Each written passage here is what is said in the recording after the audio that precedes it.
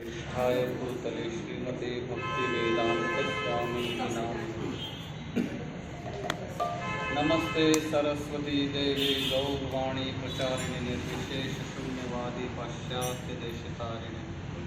जय श्री कृष्ण चैतन्य प्रभु नित्यानंद श्री अद्वैत गदाधर शिवासदि गौर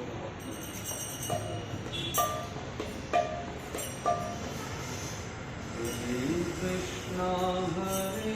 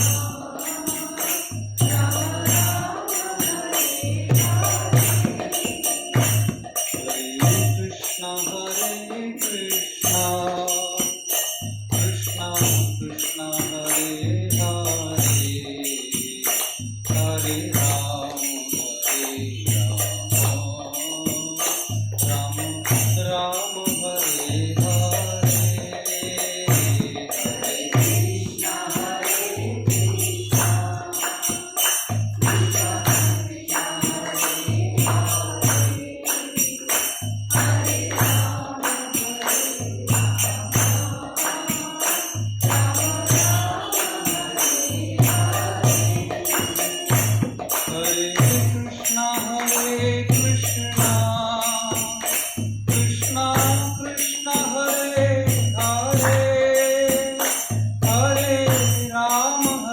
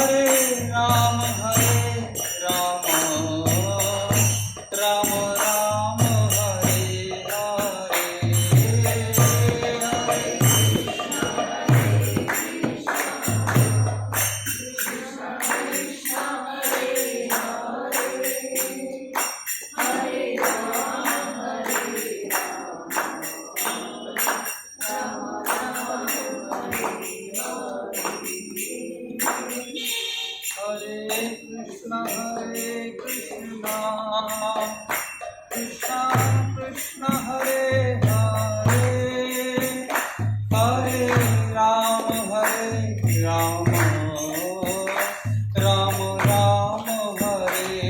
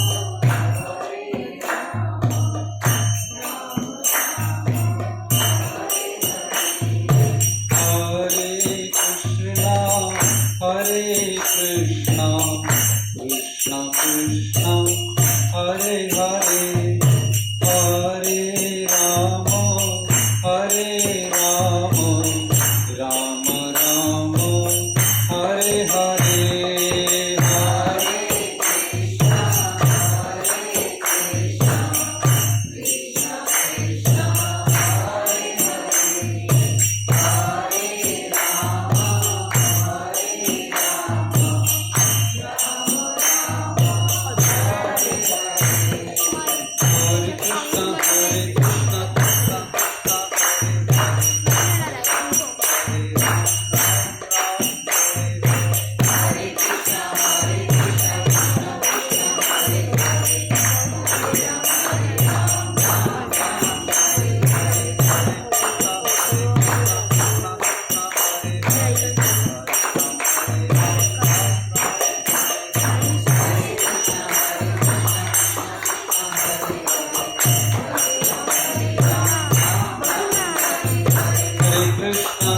Krishna, Krishna Krishna, Hare Hare, Hare Ram, Ram Ram, Hare Hare.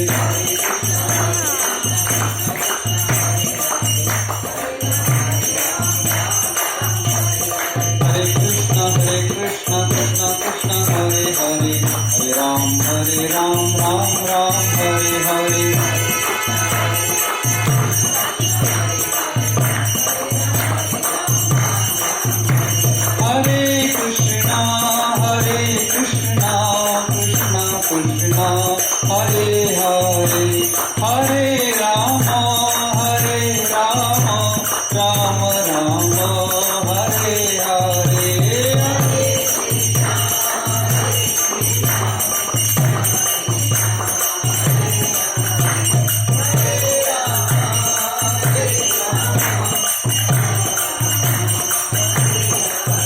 Hare Krishna, Krishna Krishna, Hare Hare, Hare Rama, Rama Rama, Hare Hare.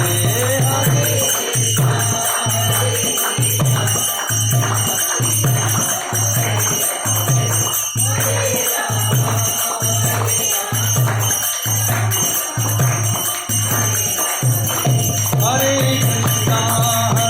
Krishna, Krishna Krishna, Hare Hare, Hare Rama, Rama Rama, Hare Hare.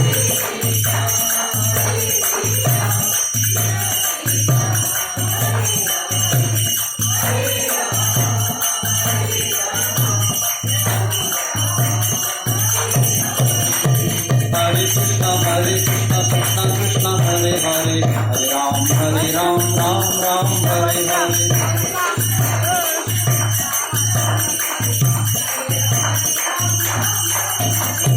Hare Krishna, Krishna Krishna, Hare Hare, Hare Ram, Ram Hare Hare.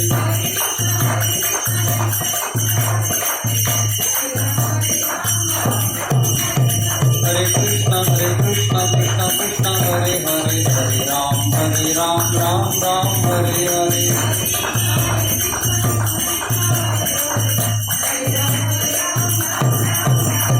Hare Krishna, Krishna Krishna, Hare Hare, Hare Ram, Ram Hare Hare. Hare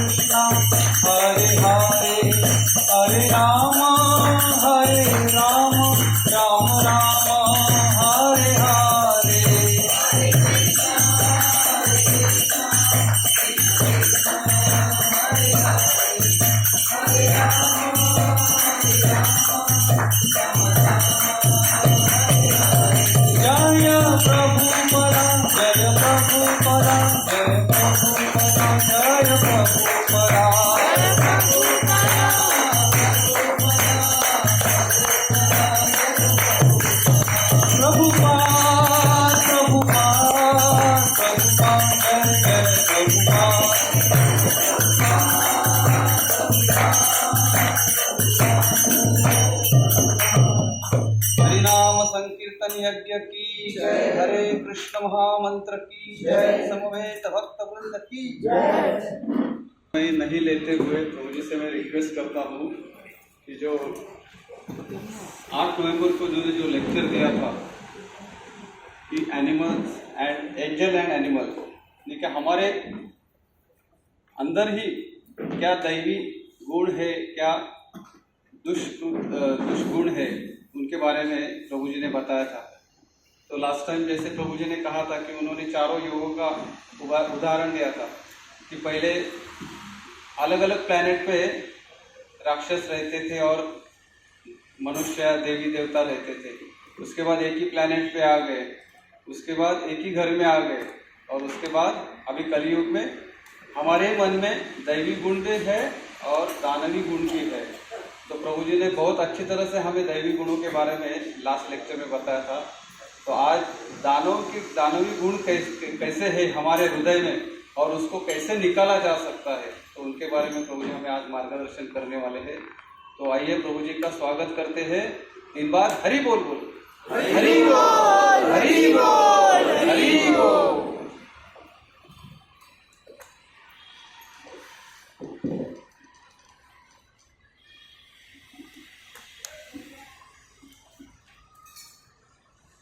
हरे कृष्णा हरे कृष्ण।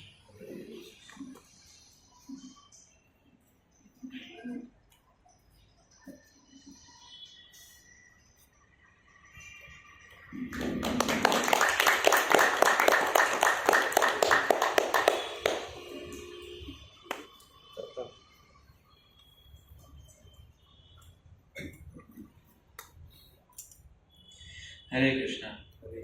तो हर बार मैं जब music नहीं भी होगा तो चलेगा। हर बार मैं जब आता हूँ तो श्रीमान दामोदर सखा प्रभु मेरा इंट्रोडक्शन देते हैं। तो इस बार मैं सोचा कि थोड़ा दामोदर सखा प्रभु क्यों देंगे, सीधा मैं ही देता हूँ मेरा इंट्रोडक्शन। और मेरा इंट्रोडक्शन जो है वो लिखा है सीधा भक्ति विनोद ठाकुर ने। तो आप सब एक अपना सॉन्ग बुक अगर आपके पास है ऐप, उसमें निकाल के ढूंढ सकते हैं।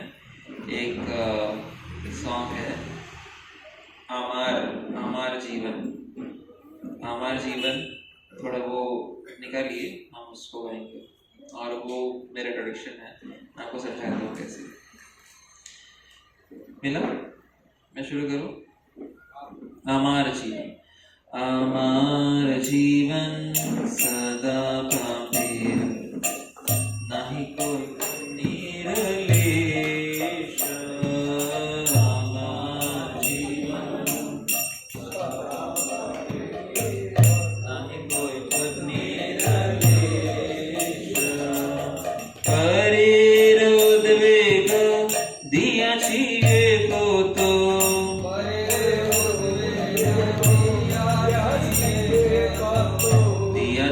जीवेर क्लेश।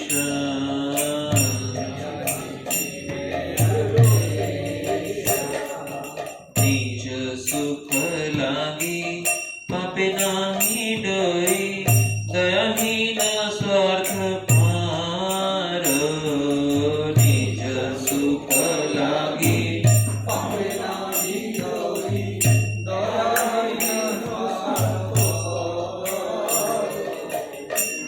सुखे दुखी सदमेथ्याभासी।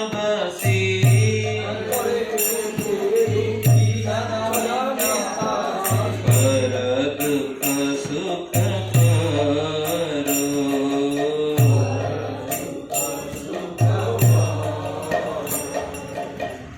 तो थोड़ा सा मैं बताता हूँ उसका मतलब। आपको मिला ये सॉन्ग आमार, ढूंढिए आमार, AMARJIVAN, हमार जीवन। तो उसमें लिखा हुआ है, देखिए ये मेरा, आपको अभी तक के वो दामोदर सखा प्रभु बाहर का इंट्रोडक्शन बताते थे कि कहाँ पढ़ाई किया, कितना साल पढ़ाई करते हुए बर्बाद किया, कितना साल काम करते हुए बर्बाद किया, कितना साल इधर बर्बाद किया हुई। लेकिन अभी भक्ति विनोद ठाकुर, हरे कृष्ण, अभी भक्ति विनोद ठाकुर एक्चुअली बता रहे हैं कि कैसे जीवन को सही मायने में बर्बाद किया। तो यहाँ बता रहे हैं, मेरा जीवन, हमारा जीवन सदा पापे रहता, हमेशा पाप से पूर्ण रूप से रत है, ना ही कोई पुण्य रे लेश। थोड़ा सा पुण्य क्या क्या, जीरो, एक लेश मात्र भी नहीं है, ट्रेस भी नहीं है। पर दूसरों को तकलीफ देने का और कितना मैंने दिया है उसका कोई हिसाब किताब नहीं है। दूसरों जीवों को दिया सी जीवेर क्लेश, दूसरे जीवों को आदि भौतिक क्लेश परेशान करने में सबसे माहिर।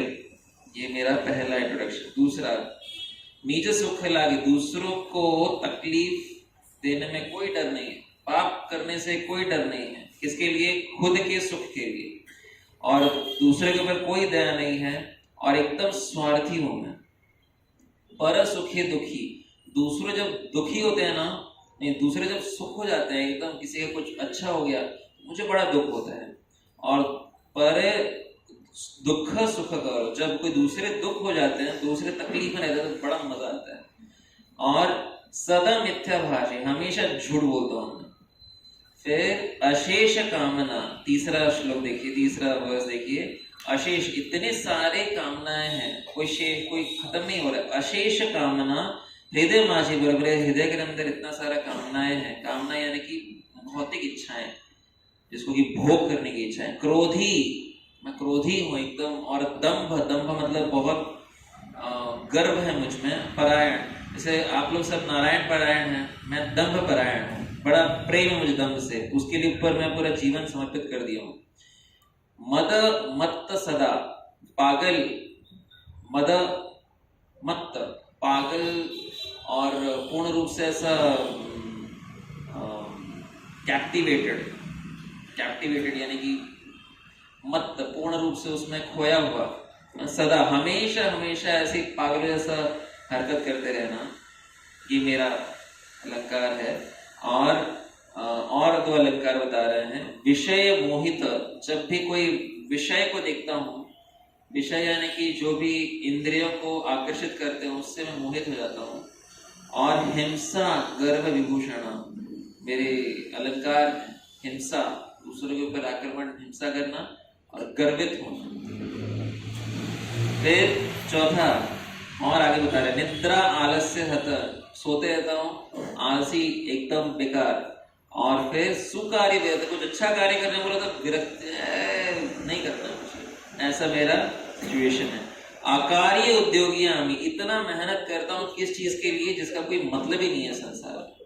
बेकार की चीजों में पूरा एनर्जी डाल देना, उद्योग यानी कि मेहनत करना किस पे, वो जो कि आखिरी में मुझे कुछ नहीं देने वाली, अकार्य।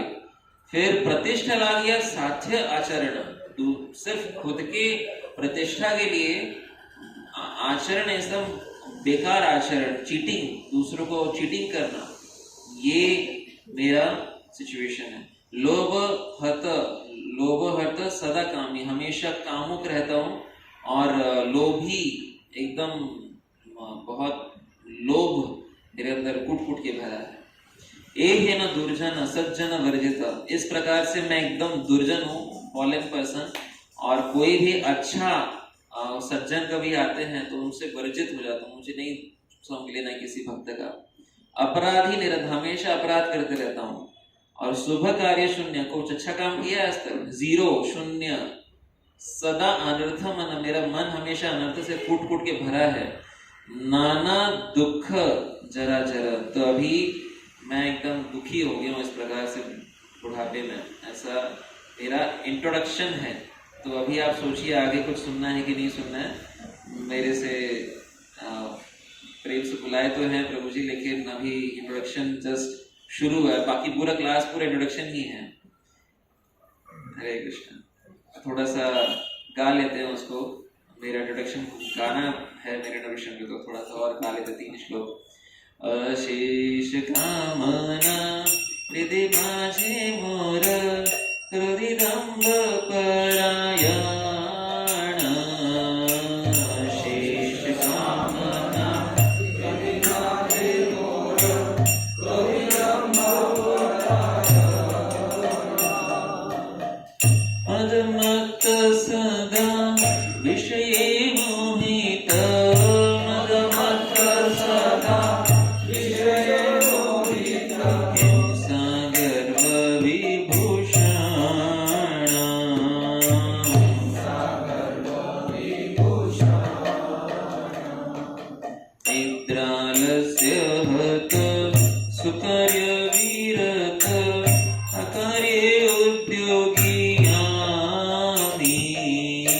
निद्रालस्य हत सुखाय विरत अखाय उद्योगी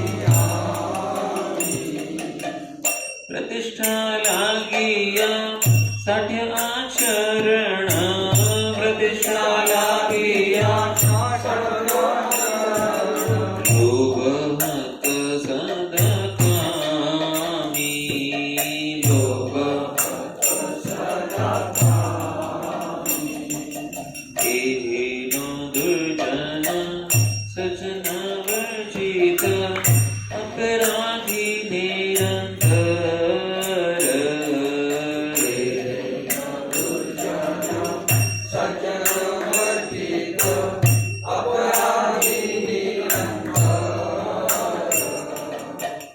शुभ कार्य शून्य सदनर्थ मना शुभ कार्य शून्य नाना दुखी जरा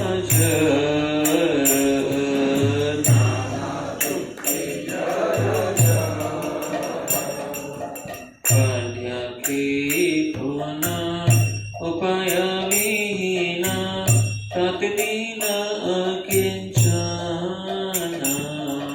पांड्या के पुना उपाय विहीना तत्दीन अकिंचना भक्ति विनोद प्रभुर चरणे भक्ति विनोद प्रभुर चरणे गोरी दुख निवेदना हरे दुख निवेदना हमार जीवन सदा पापे नहीं कोई पुण्य लेश हमार जीवन नहीं कोई पुण्य लेश ओम ज्ञातिमिरन्दस्य ज्ञानाञ्जनशलाकया चक्षुरुन्मिलितं येन तस्मै श्रीगुरवे नमः श्रीचैतन्यमनोभीष्टं स्थापितं येन भूतले स्वयं रूपः कदा मह्यं ददाति स्वपदान्तिकं वन्देऽहं श्रीगुरो श्रीदुतापदकमलं श्रीगुरुन् वैष्णवांश्च श्रीरूपं सागरजातां सहगणा रघुनाथां वितां तं सजीवं साद्वैतं सावधूतं परिजनासहितं कृष्णचैतन्यदेवं श्रीराधा कृष्णपादां सहगणा ललिता श्रीविशाखान्वितांश्च नमो ॐ विष्णुपादाय कृष्णप्रेष्ठाय भूतले श्रीमते भक्तिवेदान्त स्वामिनिति नामिने नमस्ते सारस्वती देवे गौरवाणी प्रचारिणे निर्विशेष शून्यवादी पाश्चात्यदेशतारिणे नमो महावदन्याय कृष्ण प्रेम प्रदायते कृष्णाय कृष्ण चैतन्य नामिने गौरत्विषे नमः हे कृष्ण करुणा सिंधु दीनबंधु जगत्पते गोपेश गोपिका कांत राधाकांत नमोस्तुते तप्त कांचन गौरांगी राधे वृंदावनेश्वरी वृषभानुसुते देवी प्रणमामि हरिप्रिये पंचाकल्पतरुभ्यश्च कृपा सिन्धुभ्येव च पतितानां पावनेभ्यो वैष्णवेभ्यो नमो नमः जय श्री कृष्ण चैतन्य प्रभु नित्यानंद श्री अद्वैत गदाधर शिवासादि गौरभक्तवृंद हरे कृष्णा कृष्ण कृष्ण हरे हरे हरे राम राम राम हरे हरे संगरुति भाषा लोकं गायते कृपातमहं वन्दे श्री गुरुनाथं परमानन्दमाधवं श्री चैतन्येश्वरी।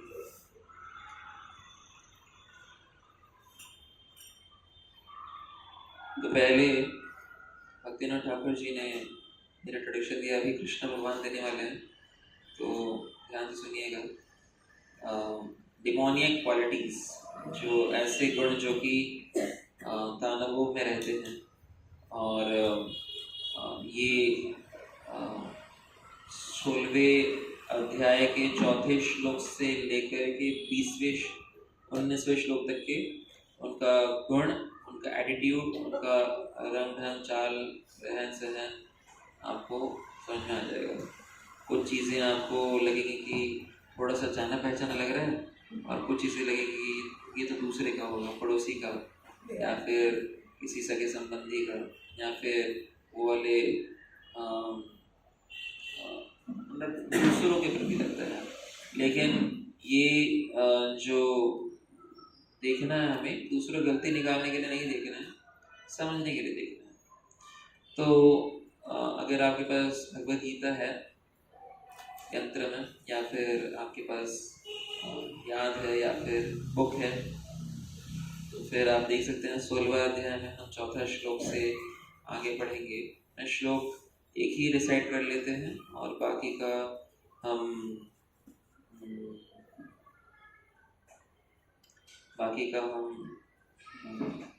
ऐसा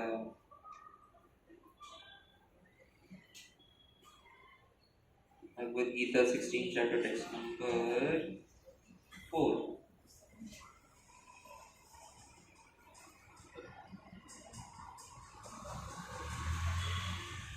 दम्भदर्पाभिमानश्च क्रोधः पौरुषमेव च अज्ञानं चाभिधातस्य पार्थ सम्पदमासुरीम्। तो translation, pride, arrogance, conceit, anger, hardness, ignorance, these qualities belong to those of demonic nature or son of Pratha। तो यहाँ पे कृष्णा, अगर आपको याद होगा तो मैंने बताया था पिछले क्लास की शुरुआत में कि 15वें अध्याय में कृष्ण ने एक वृक्ष, वट वृक्ष के बारे में बताया था, जो कि ऊर्ध्व मूलम, उसका मूल जो है ऊर्ध्व यानी ऊपर है, अधम, अधम यानी नीचे, शाखाएं नीचे की तरफ है। तो उल्टा पेड़ है, उल्टा वृक्ष है। और कौन सा पेड़ है? वट वृक्ष। तो ऐसा वट वृक्ष एकदम कॉम्प्लेक्स, ये संसार का क्लैरिटी कृष्ण देते हैं उसमें। और फिर कृष्ण ये कहते हैं कि उस वृक्ष के बारे में तो उन्होंने बता दी 15वें अध्याय में, और कह दिया कि उसको अगर आपको वहाँ से भी निकलना है तो उसको काटना पड़ेगा। कौन से अस्त्र से काटना पड़ेगा? कौन से अस्त्र से? ज्ञान नहीं, कौन से अस्त्र से काटना पड़ेगा? हाँ, असंग शस्त्रेण दृढ़ेन छित्त्वा। असंग यानी कि डिटैचमेंट। इस संसार से अगर आपको बाहर निकलना है तो संसार से विरक्ति करने का प्रयत्न करना पड़ेगा। जो विरक्ति करने का प्रयत्न करते रहते हैं, यत्न करते हैं, उनको यति कहा जाता है। यानी कि आप जानते हैं गोवर्धन के पास में एक गांव है जिसका नाम है जतिपुरा। जतिपुरा क्यों नाम है उसका? क्योंकि वहाँ पे यति घूमते थे। यति का मतलब है सन्यासी, जो हमेशा प्रयत्न करते हैं इस संसार से अपने आप को छुटकारा, बाहर निकलने के लिए। ऐसे लोग कहते हैं यति। और वो कौन थे? सनातन गोस्वामी। उनके नाम पे यतिपुरा जो नामक ग्राम उनके नाम पे है। तो हम देख सकते हैं कि इस जो वृक्ष है, वट वृक्ष, वो उल्टा है। और उस वट वृक्ष के बारे में थोड़ा सा बतलाया था, और उसके उपरांत में ये भी बतलाया था कि उसके कुछ फल होते हैं। तो वो फल जो हैं, अच्छे फल भी होते हैं, बुरे फल भी होते हैं। अच्छे फल हमने पिछले बार देखे थे, जो कि पहले 3 श्लोकों में कृष्ण ने बताया, दैवी गुण संपदा। और अभी आसुरी संपदा, जो अच्छे फल नहीं है, बुरे फल हैं, उनके बारे में आज हम चर्चा करेंगे। उनकी क्वालिटीज, उनका गुण, उनका फिलॉसफी, उनका एटीट्यूड, करते क्या हैं, उनका मेंटलिटी क्या है, वो पूरा कृष्ण यहाँ पे पहले से ही बता दिए। काम क्या करते हैं, ऐसा करने से क्या होता है, और वो प्रचलित क्या करते हैं, मतलब क्या चीज़ का प्रचार करते हैं, और ऐसा करने पे उनको क्या आखिर में मिलता है। ये सारे चीज़ कृष्ण ने चौथे श्लोक से 20वें श्लोक तक के पूरा कृष्ण ने बता दिए। तो मैं उसका एक संक्षिप्त विवरण आपको दूंगा भगवद गीता के अनुसार ही।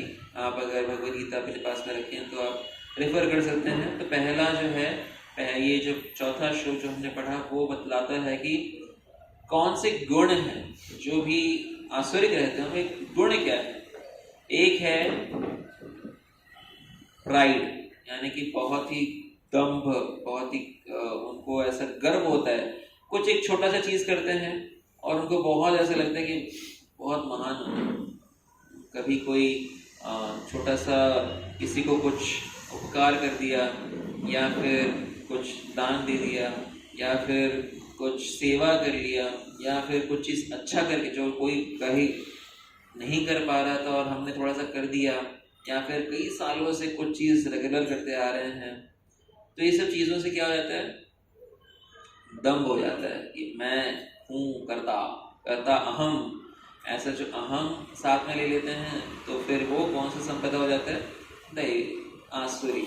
फिर दूसरा क्रोध, यानी कि बहुत गुस्सा आना। गुस्सा क्यों आता है, हमने पिछले बार सुना था, समझा था क्यों आता है गुस्सा, कैसे हुआ आता है, फ्रस्ट्रेशन। हाँ फ्रस्ट्रेशन, हाँ, वो तो गुस्से का आउटकम है। गुस्से का सोर्स क्या है, इच्छा पूरी एक्सपेक्टेशंस फुलफिल नहीं होती है ना, तो गुस्सा आता है। तो जब आपको अगर गुस्से से बचना है तो फिर क्या करना पड़ेगा, एक्सपेक्टेशंस को कम करना पड़ेगा। एक बार मैं ट्रेन में जा रहा था यहाँ से नांदेड़, और मैं अपने सब सामान वामान रख के बैठ गया। तो एक लेडीज आई और उन्होंने मुझसे पूछा, उनके साथ में बच्चा भी था, उन्होंने मुझसे पूछा आप इस कौन से हो, बोला हाँ। तो फिर मुझे उन्होंने कहा कि मुझे एक प्रश्न है। तो फिर मुझे बताइए। तो उन्होंने कहा कि मुझे बहुत गुस्सा आता है, मैं क्या करूँ। तो मैंने बोला कि गुस्सा आता है तो फिर आप गुस्सा क्यों आता है वो समझिए। गुस्सा इसलिए आता है क्योंकि आप लोगों से उम्मीद रखते हैं, और वो उम्मीद को आप कम कर दो तो गुस्सा बंद हो जाएगा। अभी अगर एक पति है, पत्नी से उम्मीद रखता है, पत्नी है पति से कुछ उम्मीद रखती है, सास है बहू से कुछ उम्मीद रखती है, बहू सास से कुछ उम्मीद रखती है, सब एक दूसरे से कुछ ना कुछ उम्मीद रखते हैं। जब वो पूर्ति नहीं होती तो फिर गुस्सा आता है। तो मैंने कहा कि आप उम्मीद को कम कर दीजिए, गुस्सा नहीं आएगा। तो वो रोने लगी। मैंने बोला अरे बाप रे। फिर उनका देवर आ गए, वो देखे क्या हो गया, रो रही है, साधु ने क्या कर दिया इनको। मैं बोला मैंने कुछ नहीं किया। उनके बेटा तो वो समझ गया थोड़ा, लेकिन फिर वो वापस और कुछ प्रश्न पूछ रही थी। और फिर मैंने देखा कि बेसिकली कंसेप्ट ये है कि वो बोले कि मेरे घर वाले सब अच्छे हैं, लेकिन मैं ही गुस्सा करती रही थी सबके। मेरा पति अच्छा है, मेरे ससुर अच्छे हैं, मेरे देवर सब अच्छे हैं, लेकिन मैं ही हूँ, तो मैं क्या करूँ, कंट्रोल कैसे करूँ। मैंने बोला जब भी गुस्सा, भगवान का नाम लो, भगवान का हरे कृष्ण, भगवान का शरण लो, क्योंकि आप अभी आपके कंट्रोल से अगर बाहर चला गया तो फिर अभी शरण ही एक ऑप्शन है, दूसरा ऑप्शन नहीं है।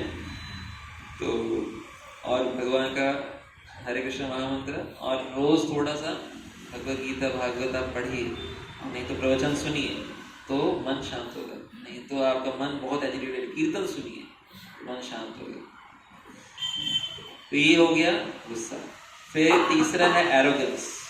किसी के ऊपर बहुत ऐसा, गुस्सा का ये आउटकम है, किसी के ऊपर बहुत जोर से चिल्लाना, चिल्ला के बात करना में मधुरता नहीं है। तो मैं कई बार बोलता हूँ, आप मेरे पीछे दोहरा सकते हैं, मेरे पीछे बोलिए, कम बोलो,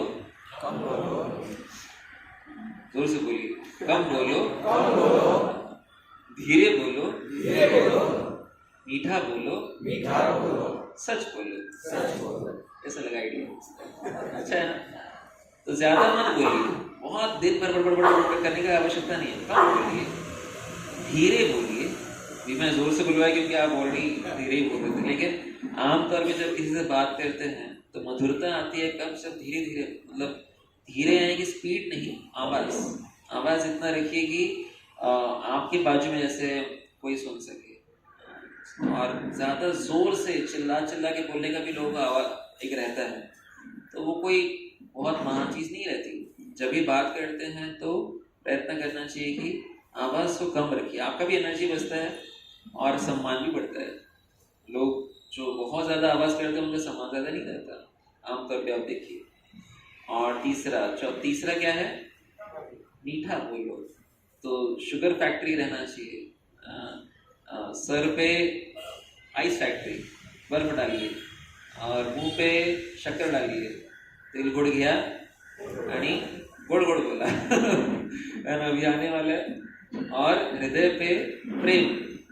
तो ये 3 फैक्ट्री हमारा खुला रहना चाहिए, हमेशा बंद नहीं रखना चाहिए। और फिर सच बोलिए।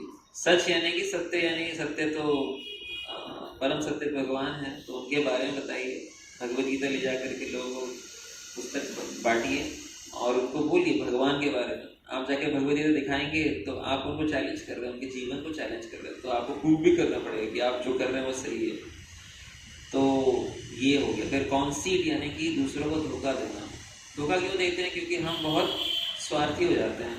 तो फिर हम, मैं और मेरा ज़्यादा इम्पोर्टेंट है तुम्हारा जो चीज़ तुम्हें भला करेगा उससे। अगर आप निस्वार्थ रहेगा तो कभी किसी को धोखा देने की कोई ज़रूरत ही नहीं पड़ता, है ना। जो भी मिलावट करते हैं खाने में, जो भी किसी प्रकार का धोखा हो ना, वो कुछ लोग, बहुत सारे लोग चूना लगा के भाग जाते हैं, कहीं इधर उधर चले जाते हैं देश के बाहर। तो ये तभी कर रहे हैं जब स्वार्थ खुद का है। अगर स्वार्थी निस्वार्थ बन जाएंगे वसुधैव कुटुंबकम, तो फिर दूसरों को धोखा देने की कोई ज़रूरत ही नहीं है। जब भी स्वार्थ होगा तो भले कोई पहले से निस्वार्थ टाइप से दिख रहा है, लेकिन वो भी स्वार्थपना जब शुरू कर देगा तो वो भी धोखा देना शुरू करेगा। फिर 5वां है हार्शनेस, यानी कि दूसरों को ऐसे तरह से बात करना जिससे कि उनको चोट लगे, है ना। स्नाइपर्स, यानी कि जब कोई ऐसा बात करे तो बराबर कभी कभी पता चल जाता है, जितना अच्छा गहरा संबंध है उतना खामियां भी पता चल जाती हैं। और कई बार ऐसा होता है कि ऐसे बात करते हैं कोई जो कि बराबर वो तार को छूता है जो कि सबसे ज्यादा तकलीफ देता है ना। दिल के अंदर में कहीं तो कोई तो ऐसा चैम्बर है जिसको कि हम नहीं छूना चाहते, लेकिन जितना कभी कभी वो किसी को अगर तकलीफ देना है तो ऐसी जगह पे जा करके भी उस चीज़ को पकड़ के उसको छिड़ने बहुत बहुत तकलीफ होता है, बहुत दर्द होता है। तो हमें वो ऐसा नहीं करना चाहिए। और इग्नोरेंस यानी कि तो पता ही नहीं है सही क्या है, गलत क्या है, सच्चा क्या है, बुरा क्या है। तो ये सारे क्वालिटीज़ क्या हैं? आसुरिक हैं। उसके बाद 7वें श्लोक में नेचर बताया जा रहा है। नेचर यानी कि उनका कैसा स्वभाव है, तो वो सही क्या है गलत क्या है उनको पता नहीं है। इसको असुरी लोगों को, शास्त्र को बिल्कुल पालन नहीं करते, क्या करना चाहिए क्या नहीं करना चाहिए उनको नहीं जानता है।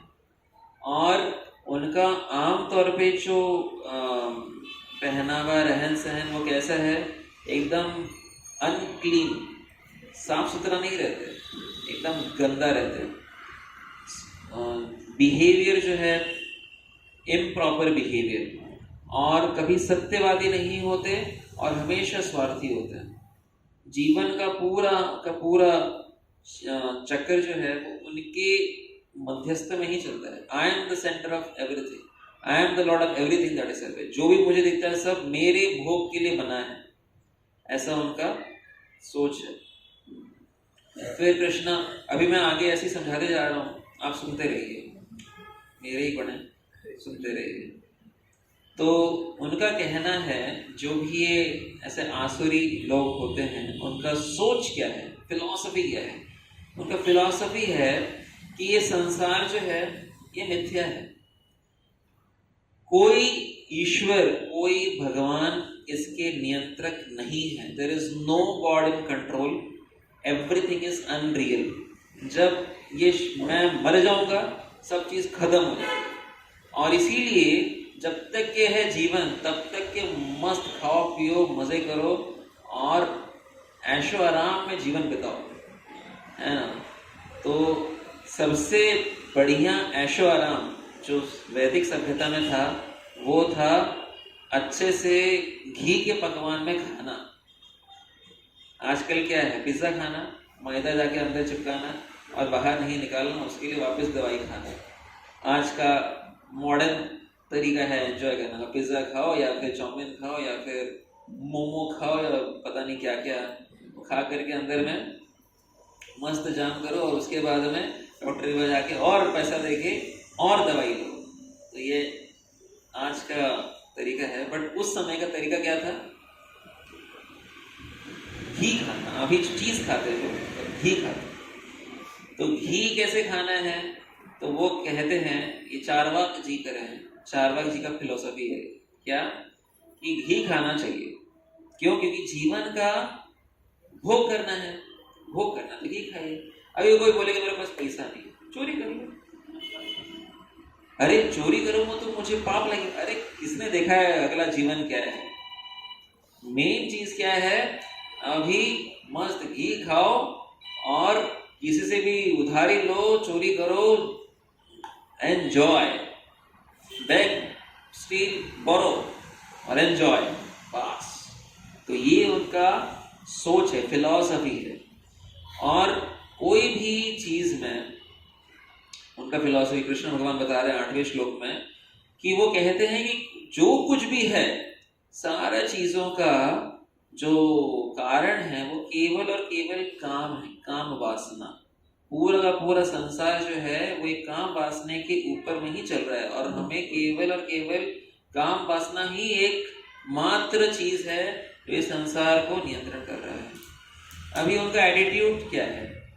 ये लोग खुद ही में गुम रहते हैं, वो खुद ही नहीं समझता कि वो खुद क्या कर रहे हैं। उनका जब जो इच्छा हो तब वो उनका फिलॉसफी। अभी ये जम रहा है तो ये फिलॉसफी, कल को वो जम रहा है तो वो फिलॉसफी। क्यों करना क्या है? क्या जरूरत क्या है? ऐसा उनका सोचो। उनका बुद्धि ही नहीं है। कृष्ण कहते हैं दे हैव नो इंटेलिजेंस। और उनका मेन मकसद क्या है? भोग, इंद्रिय और विषय, इन दोनों को साथ में लेके आइए। तो जो होता है इनको साथ में लेके जब आएंगे, स्पर्श जब करते हैं तो इनको कहते हैं भोग। ये ही यम स्पर्श जा भोगा। कृष्ण कहते हैं 5वें अध्याय के 22वें श्लोक में, ये ही यम स्पर्श जा भोगा। जैसे ये स्पर्श करेंगे, क्या है ये 5 चीजें जो स्पर्श करती हैं? 5 इंद्रिय क्या क्या बता दीजिए जल्दी से। आँख, कान, नाक, जीवा, त्वचा, है ना। और इनको भोग कैसे किया जा सकता है? आँख को भोग करने के लिए क्या चाहिए?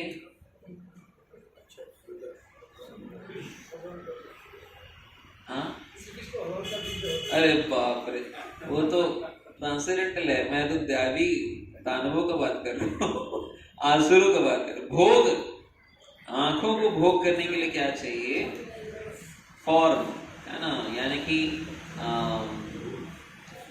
रूप चाहिए, है ना, सुंदर रूप। ये सुंदर रूप सुन के आपको कृष्ण भगवान का रूप याद आ रहा है या कुछ और याद आ रहा है, वो आपका टेंशन है। मैं आपको बता दिया सुंदर रूप, है ना। दूसरा क्या है? कान के लिए कान के लिए सब शब्द उसका सेंस ऑब्जेक्ट जो है वो शब्द है, यानी कि ऐसे चीजें सुनना जिससे कि बड़ा रोमांचित लगे, तो वो सारी चीज शब्द में आते हैं। तो 5 जो इंद्रिय हैं उसको हमें मैपिंग करना है 5 विषय से। तो 5 विषय क्या है? शब्द, रूप, स्पर्श, रस, गंध, ये 5। ठीक है। तो शब्द किसके लिए? कान के लिए। और पहला वाला क्या बताया हमने? आंख के लिए रूप, अभी जब जीवा के लिए रस, जीवा को अच्छा रस देंगे तो अच्छा लगता है। रस को आप कान में डाल देंगे तो नहीं चलेगा ना। बढ़िया सा अचार लिया या फिर बढ़िया सा खिचड़ी लेके कान में डाल रहे हैं तो नहीं चलेगा। कान में क्या जाना चाहिए? शब्द, है ना। और शब्द को आप मुंह में नहीं जा सकता, तो कान ही चाहिए। आप ईयरफोन को ऐसा मुंह में तो नहीं लगा सकते। अच्छा सा गाना सुनना कैसे? मुंह में डाल के नहीं चलेगा। तो उसका तरीका है, एंजॉय करना है। तो फिर शब्द, रूप, स्पर्श। स्पर्श किसके लिए है? त्वचा के लिए। अभी मैं अगर कोई चीज स्पर्श करूँ और वहां पे कांटा कांटा काटा है तो अच्छा नहीं लगेगा। अच्छा क्या लगेगा? एकदम सॉफ्ट है, सॉफ्ट सॉफ्ट, है ना, सॉफ्ट।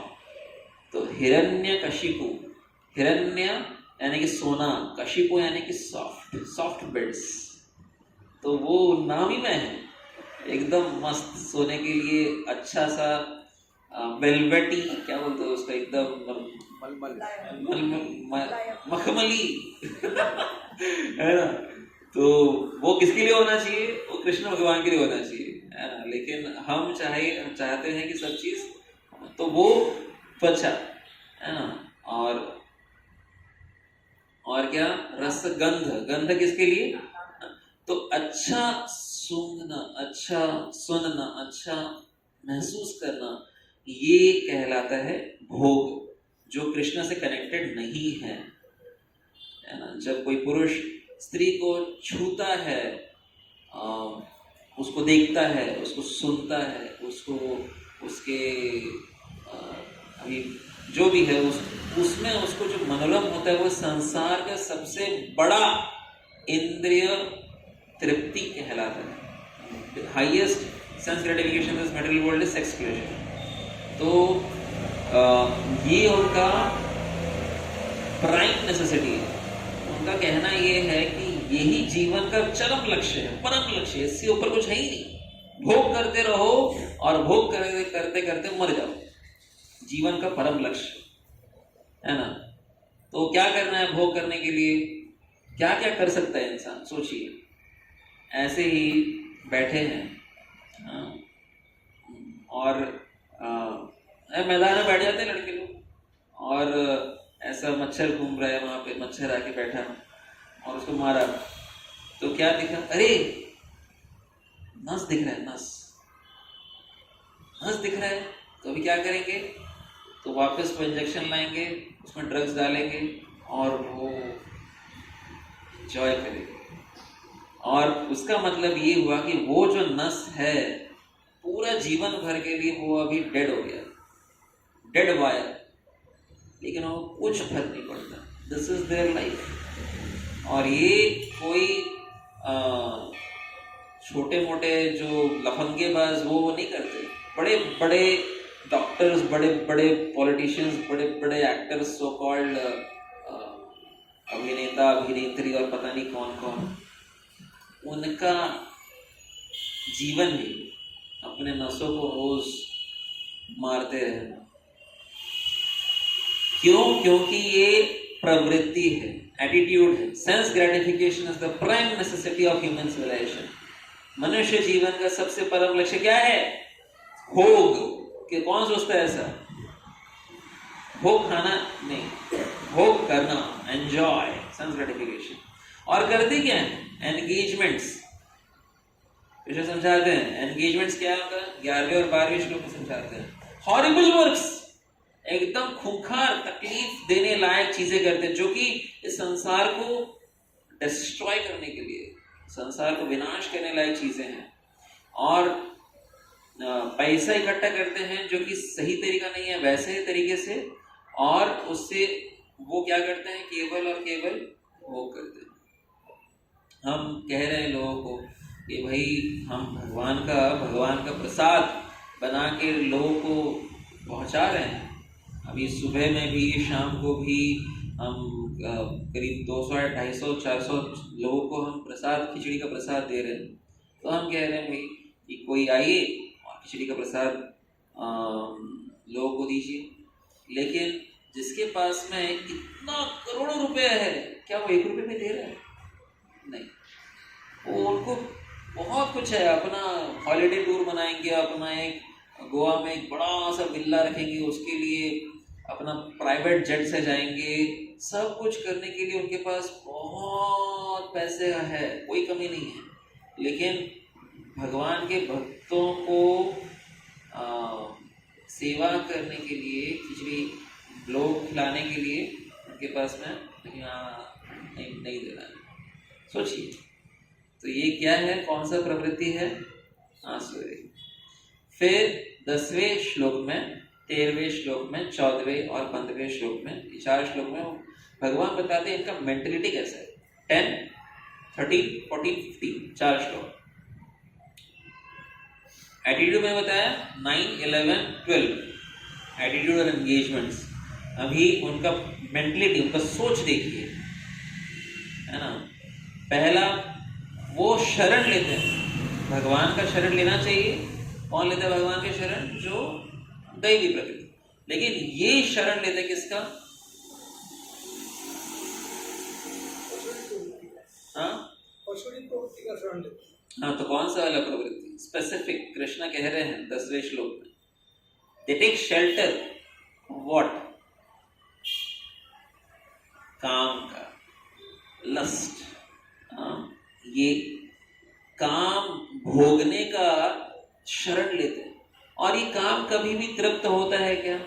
कभी तृप्त नहीं होता। ये एक ऐसा अग्नि है, जितना आप इसमें घी डालो उतना ही वो भड़भड़ा के जलते रहे। कृष्ण कह रहे हैं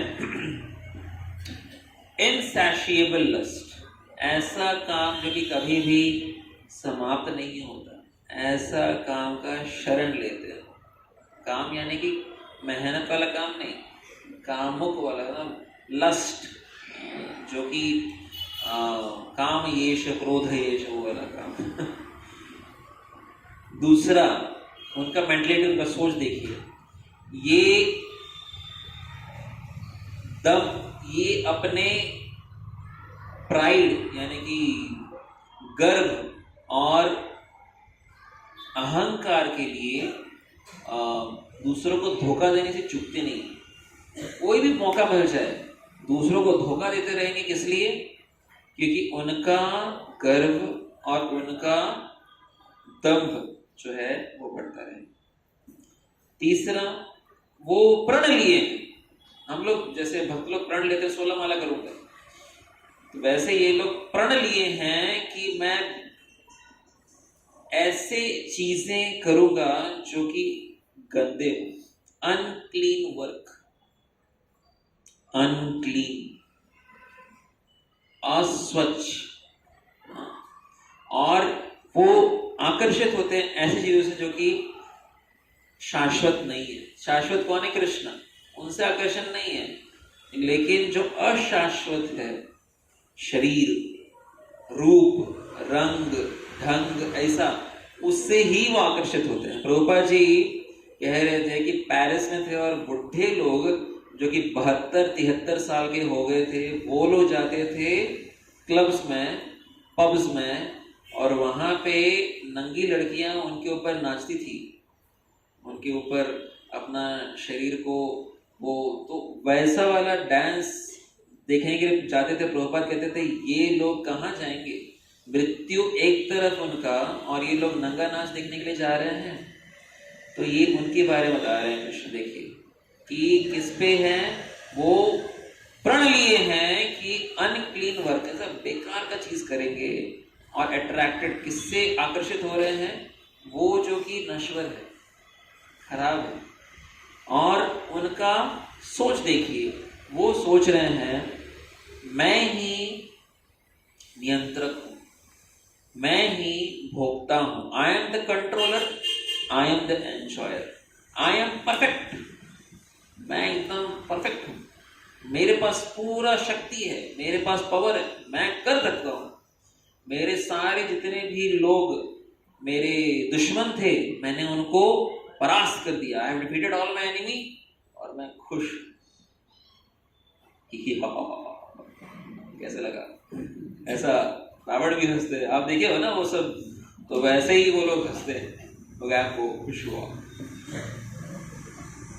आई am the lord of everything that I serve. जो भी मुझे दिखता है सब किसके लिए बना है? सब मेरे भोग के लिए बना है। जहां जो देखूं वो सब मेरा, जिधर मैं आंखों को पलटाऊं वो सब मेरा।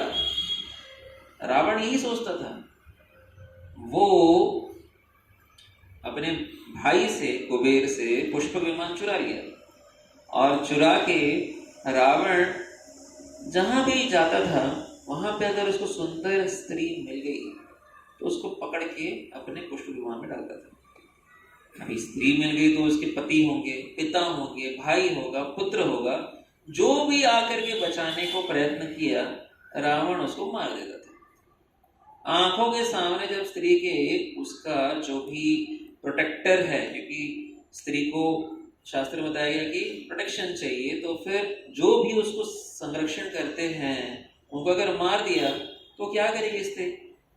वो जिस मारता ही नहीं था, जिस घर में वो स्त्री रह रही उस घर को पूरा जला डालता था। क्या कारण से? क्योंकि उसको वो स्त्री पसंद आ गई। I am the lord of everything that I serve. जो भी मुझे दिख रहा है मैं उसको मालिक। ऐसे ही स्त्रियों को पकड़ पकड़ के एक बार वो रावण ले जा रहा था। सारी स्त्रियों ने मिलके रावण को शापित किया कि तुम्हारा विनाश कारण एक स्त्री होगी। एक बार रावण ने अपने एक अप्सरा को देखा, रंभा, और उसको देख करके रावण बहुत एकदम एजिटेटेड हो गया, सुख हो गया सुखी से। तो रंभा बोली कि मैं आपकी पुत्री जैसी हूं, क्योंकि मैं नल कुबेर की पत्नी हूं। नल कुबेर मणिग्रीव आप जानते हैं, दामोदर लीला में आते हैं। और वो किनके बेटे हैं? कुबेर के बेटे। कुबेर रावण का भाई। तो फिर उस हिसाब से आप मेरे डेढ़ ससुर क्या बोलते हैं, ससुर जैसे ही हो गए। तो फिर आप मुझे ऐसे नजर से कैसे देख सकते हैं? लेकिन रावण तो काम से पूरा कूट कूट के भरा हुआ था ना, तो इसीलिए उसने सोचा ही नहीं। वो वहीं पे एक पत्थर थी, उसी पे उन्होंने पूर्ण रूप से उसके ऊपर पूरा आक्रमण कर दिया। और बेचारी थोड़ी देर बाद रंभा जब भागी और उसके पति ने देखा, तो उसके पति ने ही वो शाप दिया था कि अगली बार से अगर रावण किसी के ऊपर बलपूर्वक आक्रमण करता है तो उसका सर फट जाएगा। ऐसे कई सारे रावण की करतूतें हैं। और जब आपको स्मरण होगा कि रावण को जब शूर्पणखा आई थी, तो शूर्पणखा ने रावण को यही बताया कि मुझे लक्ष्मण ने मारा, जो पहले खर और दूषण को बोली थी कि तुम कैसा भाई है, तुम्हारी बहन का नाक काट के जाके कुछ करो। तो फिर वो दोनों जाके मर गए। तो अभी क्या करेगी? वो गई लंका, और वहां पे रावण को ये नहीं बोली कि मेरा नाक काट दिया भाइयों। वो क्या बोली कि जिस तुम्हारी जितनी भी रानियां हैं वो सब कोई काम की नहीं, सबसे सुंदरी स्त्री तो मैंने वहां देखा है। हाँ, उसका कान खड़ा हो गया। और जब वो स्त्री के बारे में बताने लग गई तो रावण सारे अपने जितने भी 10 सर है, सब दशानन, सबके साथ सोचने लग गया, प्लॉटिंग करने लग गया कि कैसे लेके आऊं। और उसने फिर मरीज को भेजा, खुद सन्यासी बन के गया, सब हिसाब किताब उसने लगाया। तो ये आसुरी सोच है क्या कि जो कुछ भी दिखता है वो मेरे भोग के लिए ही है। जब भी एक लड़का एक लिफ्ट में रहता है, एक लड़की आ जाती है, उसी लिफ्ट में चढ़ती है, वो लिफ्ट में वो एक पहले माले से 5वें माले में जाते जाते वो सारे सपने देख लेता है।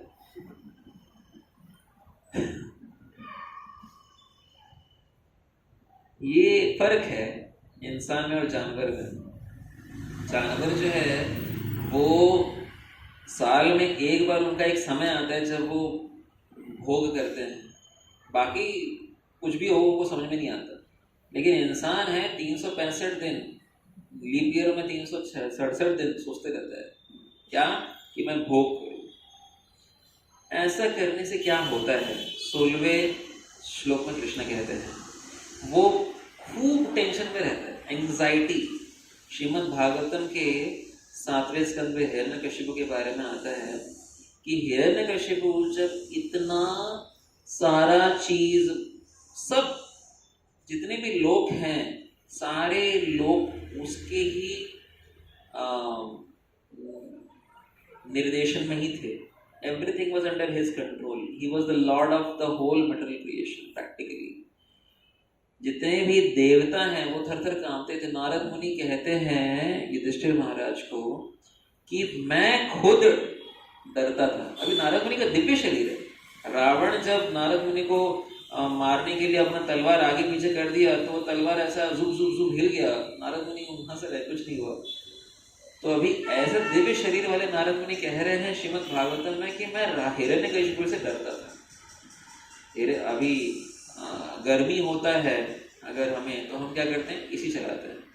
हिरण्यकशिपु गर्मी होता तो क्या करता था, अपने आईब्रोज को ऊपर करके देखता था और सूर्यदेव थरथरा के कांपते थे और अपना तेज कम कर देते थे। तो ऐसा खतरनाक डेंजरस टेररिस्ट आजकल क्या छोटे मोटे चिंगू मुंगू आकर के दुड मार दिए, खुद मर गए, कौन सा बड़ा टेररिस्ट है ये? है टेररिस्ट का नाम लो तो मतलब ना भूतो ना भविष्य थी, ऐसा टेररिस्ट है वो हिरण्यकशिपु। और ऐसा हिरण्यकशिपु जो है वो श्रीमद् भागवतम कहता है कि वो हमेशा एंजाइटी, उद्विग्न में रहता था, कभी भी शांत नहीं रहा। कभी भी उसको ये नहीं लगा कि बस अब तो झालं निवांत बसुया, सोचा ही नहीं एक बार भी। हमेशा ये भी भोग करूं, वो भी भोग करूं, ऐसा भी करूं। आप सोचिए, अभी हम वो न्यू ईयर का प्लान कर रहे थे तो हमने सोचा कि कितने आइटम्स रहने चाहिए। तो न्यू ईयर में हमने हमारे मंदिर में पिछले साल भी हुआ था तो बहुत सारे आइटम्स थे। तो इस बार भी एकादशी और नॉन एकादशी दोनों आ रहे हैं, मतलब 2 प्रकार के लोग आ सकते हैं। तो हमने Ekadashi 17 item, non Ekadashi 17 item, है ना। इतना सारा प्रसाद कूपन्स में मिलेगा आपको और लिमिटेड, मतलब एक जन को इतना, एक जन को इतना, ऐसा एक प्लेट ये एक प्लेट वो ऐसा तरह से मिलेगा। लेकिन मान के चलिए अभी तो 3 घंटा है तो अच्छी बात है, लेकिन मान के चलिए आपको केवल 20 मिनट दिया और बोले 17 आइटम, क्या आप जो खा सकते हो फ्री खा लो, तो दिमाग कैसा हो जाएगा कि उद्विग्न हो जाएगा कि यार 19 मिनट से पहले ही मैं सब कुछ ऐसा मुंह में भर लूंगा, है ना। और पहले ये कि पहले वो कि पहले वो कि पहले वो, ताकि पेट भी इतना ना भर जाए और टेस्ट भी सब कर लूं, है ना। तो एंजॉय करने में इतना है लेकिन समय कम है, तो ऐसे ही होता है उद्विग्न। तो ये इसका ऐसी ही हालत है बेचारे का। हरे कृष्ण। बेचारे का इतना कुछ था भोग करने को, लेकिन था तो वो एक ही हिरण्यकशिपु। तो इसीलिए हमेशा परप्लेक्स विद वेरियस एंजाइटीज और फुल विद इल्यूजन, पूर्ण रूप से वो नेटवर्क, ऐसा नेटवर्क ऑफ इल्यूजन्स। इल्यूजन यानी कि उसको सही क्या है गलत क्या है मोहित हो जाता है पूरा, और पूर्ण रूप से अटैचमेंट, पूर्ण रूप से वो आसक्त है किससे, भोग करने के लिए। और आखिरी में कहा जाता है, कृष्ण कहते हैं फॉल डाउन टू हेल। आप क्रिश्चियनिटी में हेल कहते हैं, सनातन धर्म में नर्क कहते हैं, इस्लाम में जहन्नुम कहते हैं। तो कोई नकारता नहीं है कि इसका एग्जिस्टेंस है, लेकिन जो आसुरिक प्रवृत्ति का है वो नकारता है। तो क्या जानो या ना जानो, मानो या ना मानो, जिसको जिधर जाना है वो जाना ही पड़ेगा, है ना। तो ये लोग आगे कृष्ण कहते हैं 17वें और 18वें श्लोक में कि ये प्रचार भी करते हैं लोग, है ना। अगर जो आसुरी प्रवृत्ति है वो लोग शांत बैठ के खुद ही भोग नहीं करते, वो लोग प्रचार भी करते हैं, आसुरी प्रवृत्ति का प्रचार। वो कहते हैं कि ईश्वर नहीं है, अगर ईश्वर है तो मुझसे छोटा है, और इतने साधु लोग हैं, जितने ये संत लोग हैं और जितने शास्त्र हैं, सब बकवास है। संतों का गंदगी निकालना उनका मेन काम है, और वो बताते हैं कि ये देखो इसने ऐसा किया, ये देखो उसने वैसा किया, और शास्त्रों को वो लोग नकारते हैं। ये देखो शास्त्र है, ऐसा बोलते हैं। उह उह, ये कौन से वाले लोग हैं? आसुरी प्रवृत्ति। वो कभी कभी यज्ञ भी करते हैं, कभी कभी वो लोग दूसरों को दान भी देते हैं, लेकिन किस लिए करते हैं? शास्त्र उन्मत्त नहीं करते, वो खुद का नाम रोशन करने के लिए करते हैं। मैंने ये अनुष्ठान करवाया, किसने करवाया? मैंने संत को बुलाया और क्या कहते हैं उसको, 7 सप्ताह रखवाया। किसने रखवाया? क्या रखवाया, कौन सुना, वो सब मत पूछो। लाखों रुपए खर्च करेंगे, वो उसको बुलाएंगे प्राइवेट जेट में, और फिर उनको लाखों रुपए दे देंगे, और हरिद्वार से आए, वृंदावन से आए, ये वो। और तो इसीलिए प्रभुपाद कहते थे चीटर्स एंड द चीटेड। धोखा देने के लिए भी लोग बैठे हैं और धोखा खाने के लिए भी लोग बैठे हैं। तो ये सब इनका प्रचार है। वो कहते हैं जो भी इच्छा, जो भी पथ चाहिए वो पथ ग्रहण कर लो, आप जो भी पथ बनाओगे वो आपका पथ, कोई प्रॉब्लम नहीं, और कोई स्टैंडर्ड पथ है ही नहीं। जिधर चाहिए उधर, जिधर इच्छा उधर चाहिए, और चाहिए तो वो खुद का अपना एक ईश्वर बनाते हैं कि मेरा ईश्वर तो मेरा कर्म ही है, मेरा ईश्वर तो मेरे माता पिता है, सिर्फ उनको, ताकि वो सिर्फ सही मैं उनका जो भगवान का ज्ञान है वो ना ग्रहण करे। इसीलिए माता पिता भी ईश्वर के रूप होते हैं, यदि वो भक्ति भजन में किसी को आगे बढ़ाए, है ना। ऐसा नहीं कि कोई जैसे हिरण्यकशिपु भी पिता थे किसी के, लेकिन वो थोड़ी ना ईश्वर का रूप हुए। तो जो भगवान के प्रति, भगवान की तरफ लेके जा रहे हैं, ऐसे माता पिता ईश्वर के ही रूप हुए, कोई प्रॉब्लम नहीं है उसमें। जैसे गुरु ईश्वर के ही साक्षात हरित्वेन, साक्षात हरि ही है वो, है ना। फिर कोई कहते हैं इनमें से कि भगवान है ही नहीं, कोई कहते हैं भगवान मर गया, गॉड इज डेड, कोई कहते हैं भगवान संसार को शुरू किया और शुरू करके वो बेचारा बहुत टेंशन में आ गया तो छोड़ के भाग गया। ऐसे कई सारे धारणाएं ये आसुरी प्रवृत्ति वाले बना के बैठे हैं। और कोई मिल जाएंगे आपको बोलेंगे अरे क्या टेंशन है, तू ही भगवान है, आ जाओ, मुझे बस चंदा दो, दक्षिणा दो, तू भी भगवान है, बन जाओ भगवान। बनना है किसी का भगवान, आइए इधर 35 रुपये डालिए, नहीं 35,000, 3 जीरो डाल ऐड कर दीजिए और भगवान हो गया। मैं जा रहा था पंढरपुर, हमारा दिंडी वारी बोलते ना, वारी, उसमें हम लोग 22 दिन का हरे कृष्ण दिंडी के साथ में जा रहे थे। तो रास्ते में बीच में मैंने देखा एक जगह एक ऐसा एक सांवला सा आदमी, कपड़ा पहना हुआ है, ऐसा करके खड़ा है और बोलता है मी तुमच्या वाट पाहतो, मैं इंतजार कर रहा हूँ, आइए आप। ऐसे जैसे कि उसके लिए जा रहे हैं। वो क्या सोच रहा है, मैं ही भगवान है। और ऐसे विट्ठल जी जैसे खड़े होते हैं वैसे खड़ा हुआ है और बोलता है कि, और चेहरा देखो तो ऐसा लग रहा है कि पता नहीं कहाँ का चोर है, बट अपने आप को उसके भी मिलेंगे, ऐसे नमूने के भी चमचे मिलेंगे। कलयुग है तो सब चीटर्स हैं, चीटर। अभी कृष्णा 19वें और 20वें श्लोक में बताते हैं कि ऐसे जो आसुरी प्रवृत्ति के लोग होते हैं उनको होता क्या है, what is their fate. Krishna कहते हैं कि ये लोग बार बार आसुरी गर्भ में प्रवेश करते हैं और इस संसार में सफर, हिंदी वाला सफर करते हैं, सफर नहीं अंग्रेजी वाला सफर करते हैं सफर यानी कि तकलीफ लेते हैं। दे आर परपेचुअली, हमेशा हमेशा के लिए बार बार वो जन्म कहाँ लेते रहेंगे?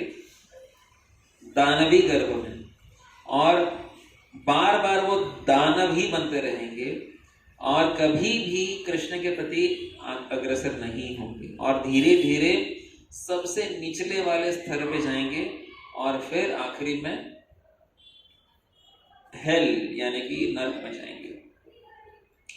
तो ये कहने के बाद अर्जुन सोचते हैं कि अरे बाप रे, ऐसा कोई अगर सुन लेगा ये सब आपसे, तो फिर वो तो ये भी सोचेगा ना कि कैसे ये सब प्रवृत्ति को छोड़ना चाहिए, तो क्या तरीका है। तो कृष्णा 21वें और 22वें श्लोक में कहते हैं कि देखिए, वो एक गेट बताते हैं, gate, royal road to hell. 3 चीजें से अगर आप 3 चीजों को अपने जीवन में बरकरार रखेंगे तो 100% नर्क में जाने का गेट खुल जाएगा। क्या है वो 3 चीज? LAG, लस्ट, एंगर, ग्रीड, काम, क्रोध और लोभ। तो ये 3 अगर गेट हैं खुले तो हमारा जो आखिरी में जगह है वो कहाँ है? पक्का 100% कहाँ पे? नर्क में। तो इसीलिए कृष्ण कहते हैं कि ये 3 चीजों को छोड़िए और अपने आप को, अपने मन को दमन करके ऐसे दानवी, ऐसे आसुरी प्रवृत्ति को हमें तिरस्कार करना चाहिए और तब हम सुख और शांति को प्राप्त करेंगे। और फिर आखिरी में कृष्ण कहते हैं कि अगर हम ऐसा करना चाहें, 23वें और 24वें श्लोक में कृष्ण कहते हैं कि अगर हम ऐसा करना चाहें तो हमें क्या करना चाहिए। हम 24वें श्लोक को रिसाइट करते हैं, आप मेरे पीछे दोहराइए।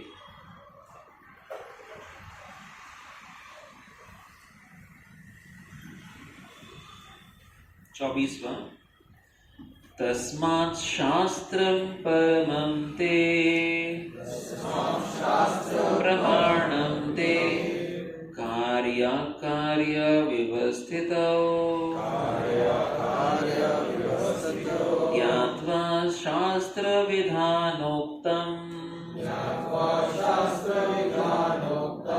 कर्म कर्तुम् इहर्हसि।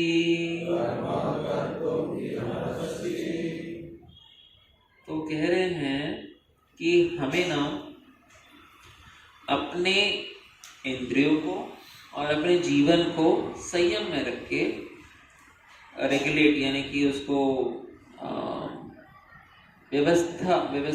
व्यवस्थित रूप से ऐसे आसुरी प्रवृत्ति को हमारे जीवन से निकालना चाहिए। और उसके लिए क्या करना पड़ेगा? शास्त्रों को पढ़ना पड़ेगा। Conclusion of this chapter is need to follow scriptures. शास्त्र पढ़िए। ये आसुरी प्रवृत्ति अगर आपको आपके आसपास, आपके रहन सहन कहीं पे भी आपको दिख रहा है तो क्या करना चाहिए?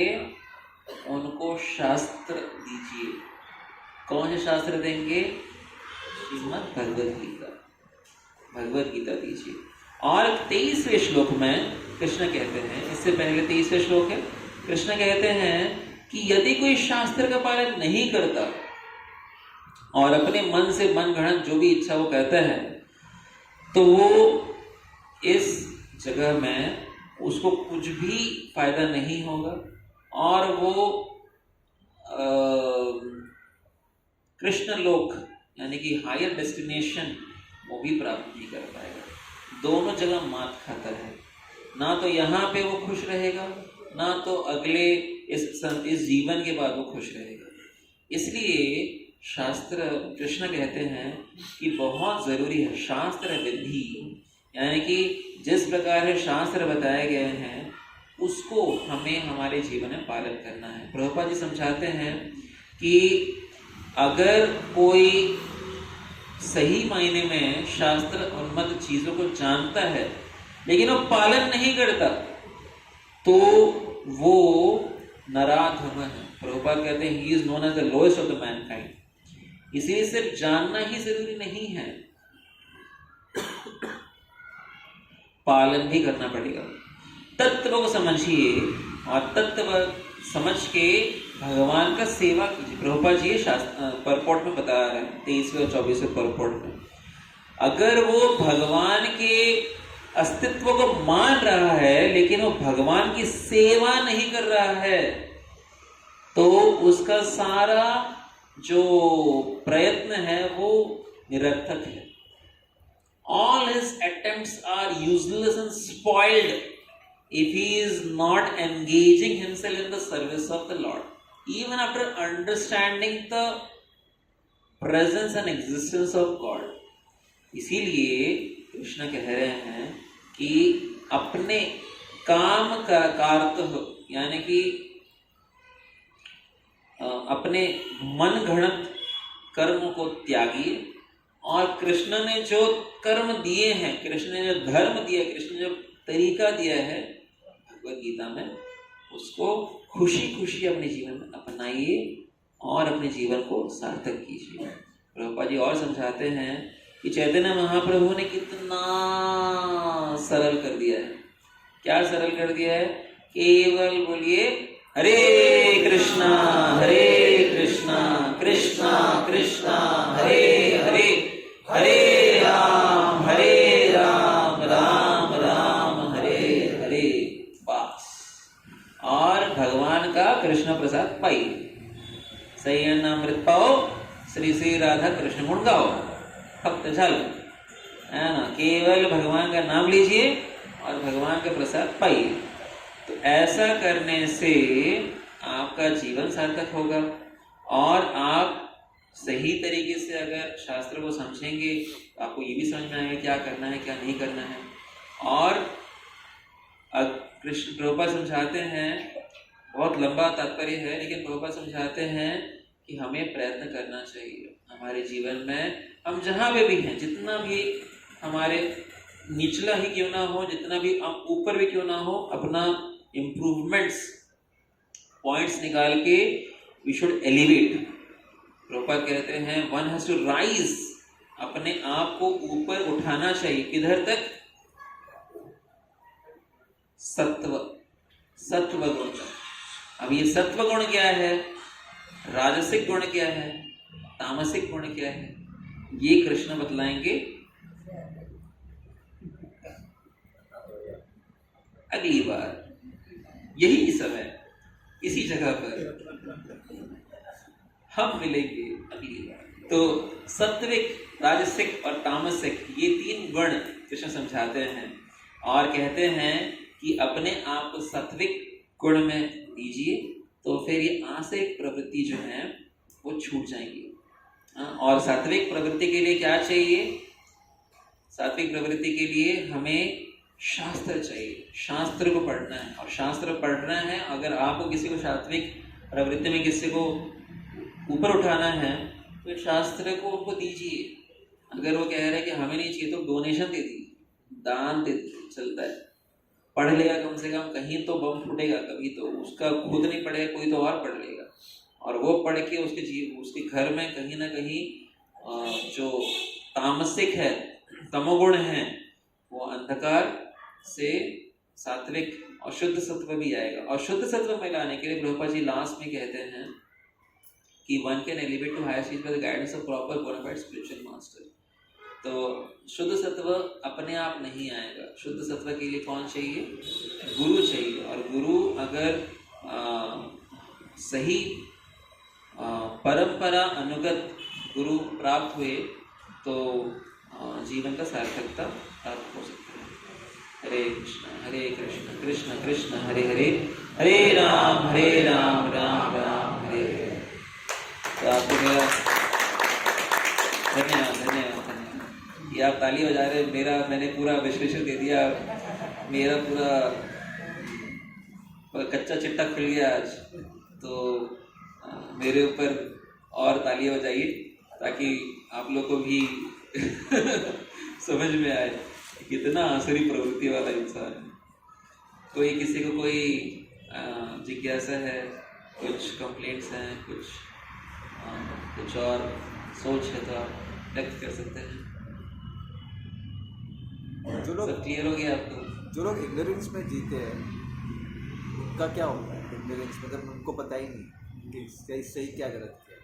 जो लोग इग्नोरेंस में जीते हैं, मान के चलिए मैंने एक बार मेरे पिताजी को कहा कि अगर हम ये मांसाहार करेंगे तो फिर नर्क जाना पड़ेगा।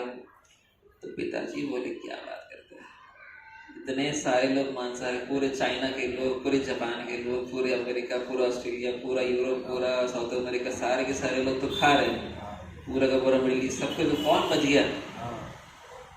सबसे कौन सा देश है जिसमें कि मैक्सिमम वेजिटेरियन है? भारत। कितना परसेंट? 38%। सेकंड नंबर देश कौन सा है? इजराइल। कितना परसेंट? हाँ 8%। 8। बाकी सारे देशों का गणना अब गिनिए अभी कितना बचा होगा। भारत में 38% लोग वेजिटेरियन हैं, भगवान को भोग नहीं लगाते, कांदा लहसुन वो सब छोड़ दीजिए आप, है ना, वो तो बहुत दूर की बात होती। वेजिटेरियन फक्त केवल वेजिटेरियन 38%, इजराइल 8%, बाकी दुनिया पूरा का पूरा।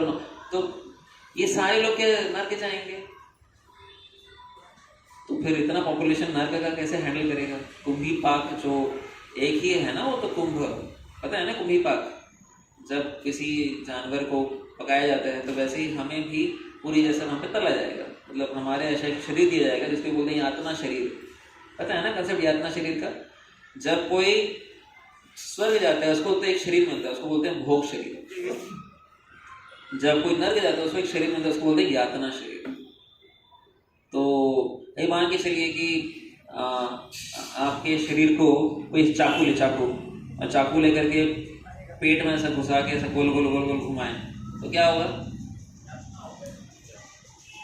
हाँ हाँ, इंसान मर जाएगा, बराबर। लेकिन यातना शरीर क्या होता है कि वो ऐसे गोल गोल घुमाते रहे तो उसको मरेगा नहीं, बाकी सब कुछ होगा, पेन उतना ही होगा। उसकी इंटेस्टाइन अंदर के आंतों को पकड़ के खींचे, खिंच धीरे धीरे ऐसा खींचे तो उसको पेन होगा, मरेगा नहीं। कैसा लगा आइडिया? तो वो यातना शरीर उसको वहां पे मिलता है, कहाँ पे? नरक में। और भोग शरीर, मान के चलिए आपका फेवरेट आइटम क्या है? आपको बताइए फेवरेट आइटम। हाँ, जलेबी। तो मान के चलिए मैं आपको 5 जलेबी दूं, आपको अच्छा लगेगा? 50 जलेबी दूं, आपको क्यों? क्योंकि कहीं पे लिमिटेशन है ना, कि अरे अब बॉस हो गया, अभी और नहीं। अरे तो फेवरेट था, खाओ खाओ, मुंह में मैं डाल ही दूंगा तो भी आप बोलेंगे क्यों? क्योंकि यहाँ पे लिमिटेशन है। भोग शरीर में नो लिमिटेशन, जितना चाहिए उतना खाइए। वहां पे यहाँ पे अगर कोई दूसरी स्त्री के साथ संभोग संग करता है तो उसको तकलीफ होगा, बीमारी आएगी, संसार कुछ बोलेगा, चीची तू करेंगे। लेकिन वहां पे ऐसा नहीं है, इसीलिए उर्वशी अर्जुन को बोली कि अरे यहाँ पे सब चलता है, कोई प्रॉब्लम नहीं है, नो प्रेगनेंसी नो टेंशन। तो ये यातना शरीर जो है नीचे मिलता है, भोग शरीर ऊपर मिलता है। यातना शरीर में इतना कुंभी पाक में ऐसा डाल देंगे तो वो पूरा खुल जाएगा पूरी जैसा, लेकिन मरेगा नहीं। और वो पूरा इतना करेगा ऊपर आने का, वहां पे ऊपर आते ही साथ उसको वापस वो धक्का मारते हैं। आपको रात को सपना आ जाएगा ज्यादा और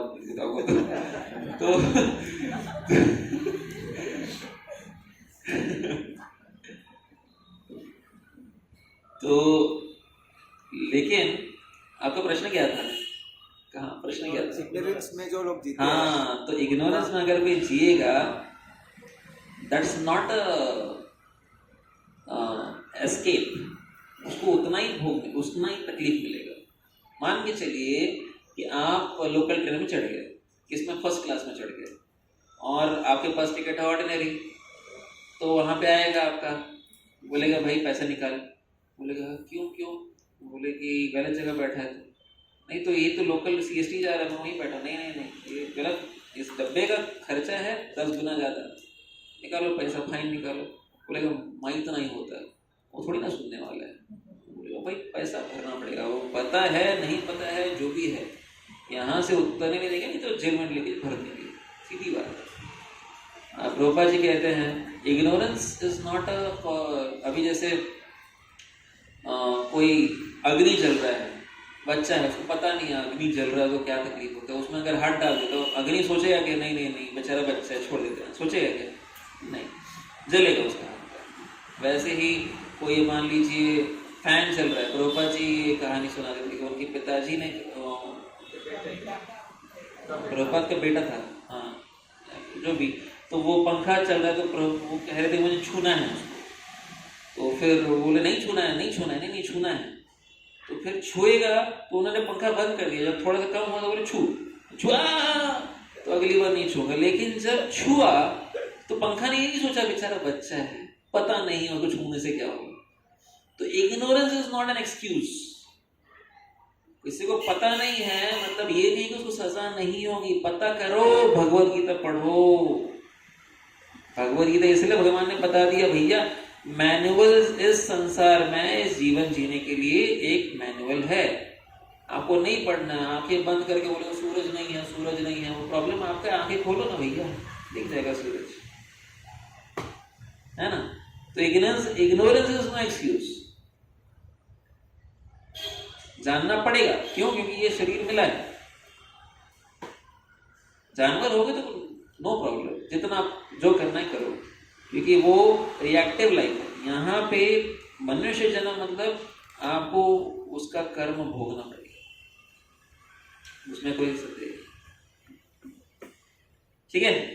हरे कृष्ण। एक सवाल, हाँ जी, तो आत्मा भोगता है या शरीर भोगता है? वाह क्या प्रश्न पूछा, बहुत अच्छा प्रश्न है। क्योंकि आत्मा को ये नहीं रहता, मुक्ति नहीं रहता, हिंसा नहीं, कुछ नहीं रहता है। Yes. क्योंकि जो भोगते हैं वो शरीर भोगता है या आत्मा भोगता है?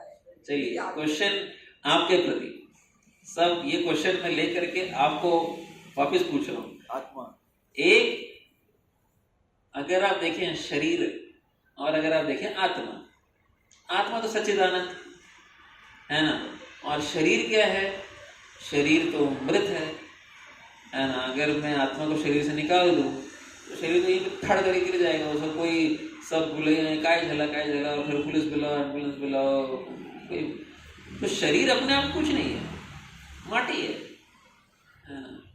और आसान नहीं है समझना ये, लेकिन ज़रूरी है समझना ये। एक बार एक लड़का था 21-22 साल को, उसको डेंगू हो गया, वो उसका शरीर छोड़ दिया, उसके माता और पिता उसके शरीर के आसपास थे, मैं भी खड़ा था, तो माँ रो रही थी और पिताजी बोल रहे अरे ये भी कुछ नहीं है, हमारा बेटा चला गया, ये तो माटी है, ये माटी। समझ में आया ना, उस समय में आंसू निकल रहा दोनों का, लेकिन ये सच है। तो मुझे वो याद आ इसलिए बता दिया। तो शरीर जो है अपने आप में कुछ नहीं है, भोग नहीं सकता, कुछ नहीं कर सकता। आत्मा जो है वो हमेशा सच्चिदानंद रहता है, तो भोगता कौन है बताइए? आत्मा भोगता है, आत्मा तो हमेशा सत चित और आनंद में ही रहता है, तो कैसे भोगेगा? जब आत्मा शरीर के साथ में आता है, हाँ, वो भोगने की इच्छा रखता है और फिर वो एक कॉम्बिनेशन में भोगा जाता है। हाँ, तो क्या कहते हैं उसको? Who suffers? हाँ, टेक्निकली उसका आंसर देना चाहिए आपको, एकदम सटीक उत्तर होना चाहिए, no beating around the bush. बताइए भोगता कौन? इंटरेस्टिंग प्रश्न है, क्योंकि शरीर तो कभी भोग, उसको कभी कुछ नहीं कर सकते, वो तो मरा हुआ चीज है, it is dead, it is not having. और आत्मा तो हमेशा आनंद में है, सच्चिद आनंद में। तो भोगता कौन है, तकलीफ किसके पास है? आप एग्जैक्ट आंसर है क्या? हरि बोल। क्या क्या? पहले ताली बजाइए, उसके बाद उत्तर मिलेगा। आंसर इज सूक्ष्म शरीर, सटल बॉडी। देखिए आत्मा जो है वो जब भगवान सेवा में रहता है आध्यात्मिक जगत में तो वो शुद्ध रहता है, लेकिन जब वो संसार में आता है तो वो मलिन हो जाता है। जैसे कि एक बारिश का बूंद है, वो प्योर है, लेकिन जैसे वो धरती से टकराता है तो वो इम्प्योर हो जाता है। तो वैसे ही जब वो इच्छा करता है कि मैं भगवान को छोड़ के भोग करूं, तो फिर वह संसार में आता है भोग करने के लिए। और जब वो भोग करने आता है तब उसको 3 चीजें चाहिए, मन, बुद्धि, अहंकार। तो उसको कहते हैं सूक्ष्म शरीर। तो वो सटल बॉडी, सूक्ष्म शरीर जो है आत्मा को कवर करता है और ये भ्रमण करता है इस संसार में। समझ रहे हैं? आपका आत्मा अपने आप में नहीं है। शरीर जब हम छोड़ देते हैं तब आपका मन, बुद्धि, अहंकार ये आत्मा के साथ में भ्रमण करता है और मन के पास में सारा स्टोरेज है, पूरा स्टोरेज। जितना भी आपने जितने जीवन जिए हैं वो सारे जीवन को वापस वो जो सपने में आता है, जो कर्म है, जो भोग है, वो सब वो मन के साथ में चल रहा है। वो मेमोरी है। इंटेलिजेंस क्या है? बुद्धि सीपीयू है, प्रोसेसिंग यूनिट। वो पूरा प्रोसेसिंग करता है और आपको, जैसे कि मैं बोलूं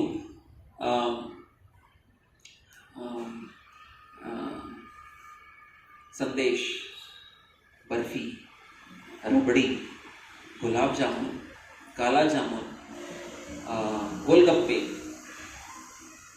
कुछ हो रहा है क्या? कुछ हुआ? कुछ तो होना चाहिए। क्या हुआ? मुंह में पानी आया। कितने लोग का आया?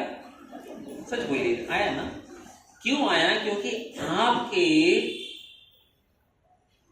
प्रोसेसिंग समझिए, बहुत इंटरेस्टिंग है। प्रोसेसिंग समझिए, आपके कर्णों ने शब्द को सुना। मैं तो आपको कुछ दे नहीं रहा हूं, आपके कर्णों ने सब कुछ शब्द को सुना।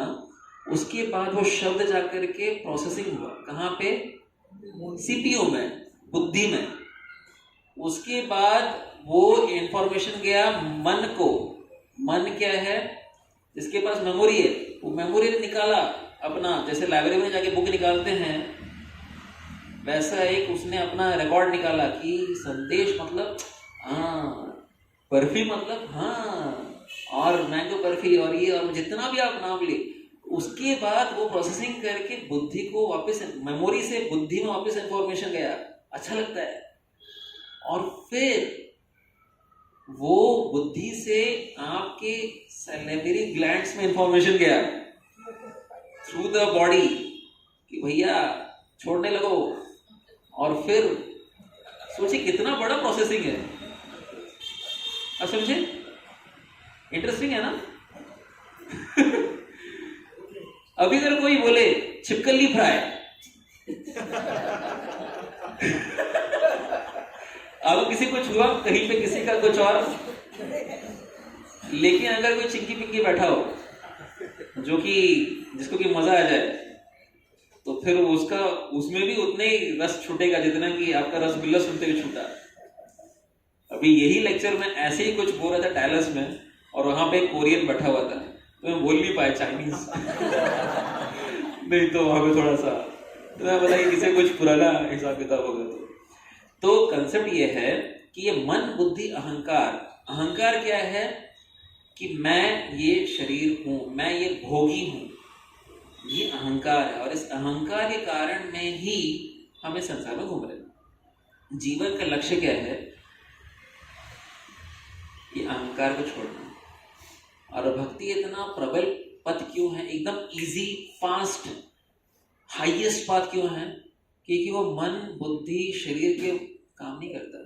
कर्म योग, ज्ञान योग, भक्ति योग, कर्म योग, ज्ञान योग, अष्टांग योग, ये सब मन, बुद्धि और शरीर पे काम करते हैं। लेकिन ये भक्ति योग जो है ना, सीधा सीधा अहंकार के परत को निकाल देता है। Layers of false ego will be brushed away if you just do श्रवणम कीर्तनम।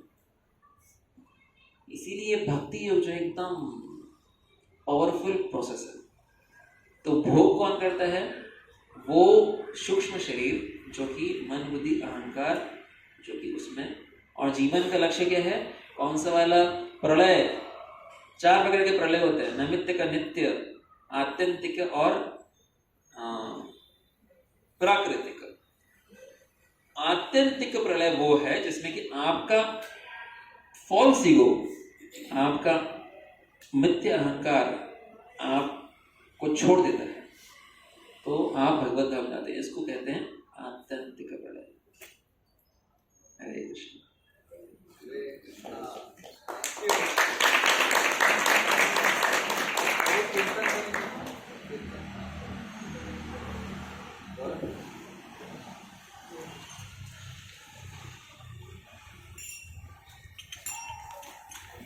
नमः विष्णुपदाय कृष्ण प्रेष्ठाय श्रीमते भक्तिवेदांत स्वामी नामिने नमस्ते सारस्वती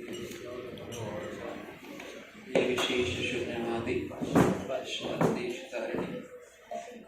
जय श्री कृष्ण चैतन्य प्रभु नित्यानंद श्री अद्वैत गदाधर शिवासादि गौरभक्तवृंद। हरे हरे कृष्णा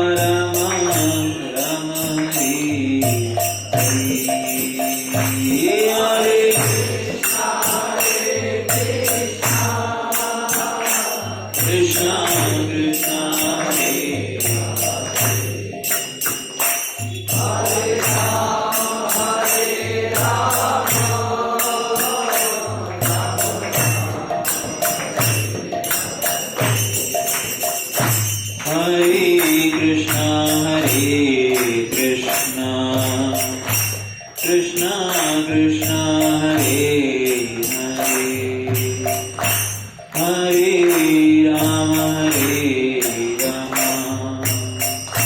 राम राम हरे हरे,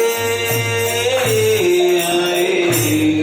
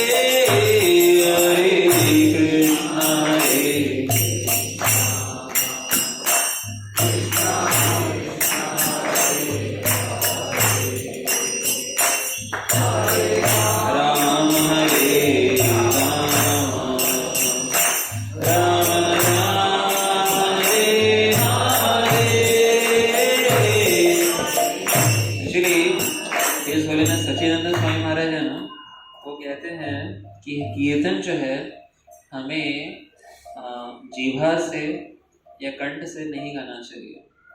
कीर्तन जो है केवल हृदय से गाना चाहिए। प्रयत्न कीजिए केवल हृदय से गाएं, जीवा से, कंठ से, आवाज से कीर्तन नहीं। भगवान को आवाहन करना है।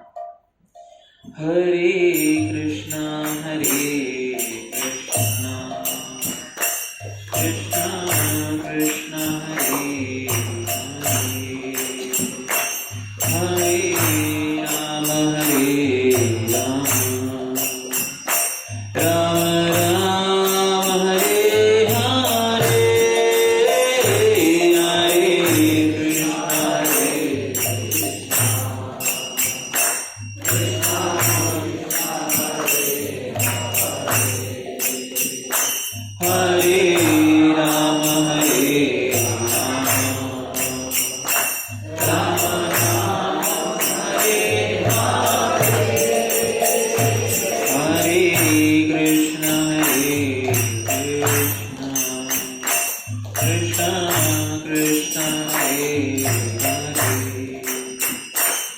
Hare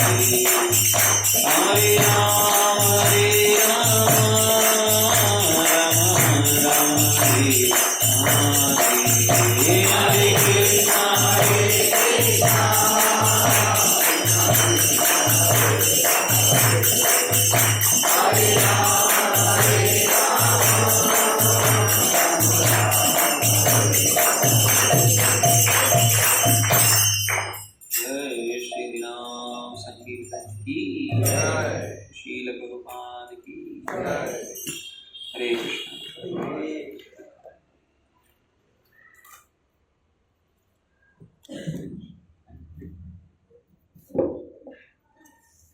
हरे कृष्णा हरे कृष्णा। बहुत ही सुंदर तरीके से प्रभु जी ने आज आसुरी प्रवृत्ति जो भी अपने मन में रहती है उसमें क्या एलर्जी, लस्ट, एंगर और ग्रीड, और जो 16वां चैप्टर है भगवत गीता का उसमें दोनों भी प्रवृत्तियों के बारे में भगवान ने बताया, वर्णन किया है। तो हमारे लिए होमवर्क है कि 16वां चैप्टर हम ठीक से पढ़े और फिर से प्रभु जी का लेक्चर जो हम रिकॉर्ड करेंगे किया है उसको फिर से ध्यान से सुनेंगे दोनों लेक्चर, तो बहुत ही हमें वो मार्गदर्शक साबित होगा। तो प्रभु जी ने अनेक उदाहरण भी दिए हैं और प्रश्न भी आपने माता जी ने भी अच्छे से पूछे और उसका भी अच्छे से प्रभु जी ने सवाल का जवाब दिया है आंतरिक प्रवृत्ति के साथ। लेकिन ये प्रभु जी ने जो बताया कि जो भक्ति विनोद ठाकुर का जो भजन था पहला, अमर जीवन सदा पापे रहते, वो एक्चुअली भक्ति विनोद ठाकुर जो आचार्य है उन्होंने उसकी तुलना की है, अपने आप को वो तुलना की है कि हमारे जीवन सदा पापे रहते नहीं तो पुण्य लेश। तो प्रभु जी बोल रहे कि ये मेरी अवस्था है, ये प्रभु जी बोल रहे लेकिन उनका बड़प्पन ये सब हमारी अवस्था है जो हमारे लिए वो मार्गदर्शन कर रहे यहाँ पे आए हैं। तो हमारा सौभाग्य है कि प्रभु जी ने इतना सुंदर क्लास दिया और हमारे जो भी प्रश्न थे उनका भी निराकरण किया। तो प्रभु जी का हृदय से आभार व्यक्त करते हैं। 3 बार हरि बोल बोलते हैं, हरि बोल, हरि बोल, हरि बोल।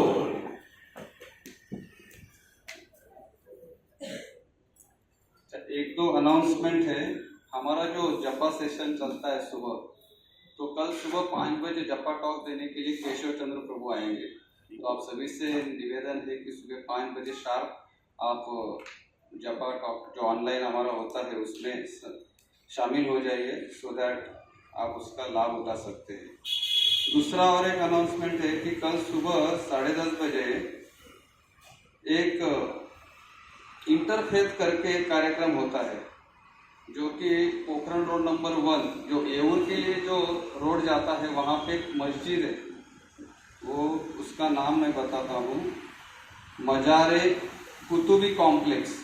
तो वहाँ पे 10:30 बजे प्रोग्राम चालू होगा, अराइवल होगा, 11 बजे वेलकम एड्रेस होगा और 11:10 को राउंड टेबल बिगिन होगा, 1 बजे रिफ्लेक्शन, 1:30 को एक्सटेंडेड नेटवर्किंग एंड रिफ्रेशमेंट। तो उसमें जो पैनल है उसमें स्वामी ji Vaishampayan ji, representative of Shri Shri Ravishankar ji, senior international faculty the art of living. बाद में reverend father doctor Thomson Kinny, secretary of archdiocesan board of education and secretary of western region of education, और हमारे his grace Keshav Chandra Das, spiritual leader जो इस्कॉन चौपाटी के हैं, तो वो भी सम्मिलित होने जा रहे हैं। तो अगर किसी को समय है और इच्छा है वहाँ पे आके वो सुने, इंटरफेथ जो डिबेट रहता है कैसे रहता है, तो आप निमंत्रित है उसके लिए।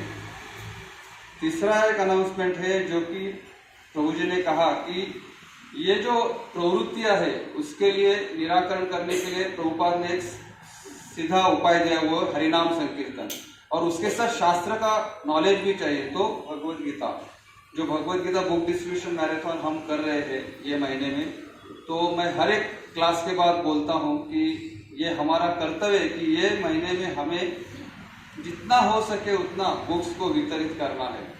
तो आप देखिए, अगर आपके पास है तो आप किसी और को दे सकते हैं, यहाँ से बल्क में लेके जा सकते हैं, वितरण करें और प्रभुपाद और गुरुजनों को प्रसन्न करें। हरे कृष्णा। हरे कृष्णा।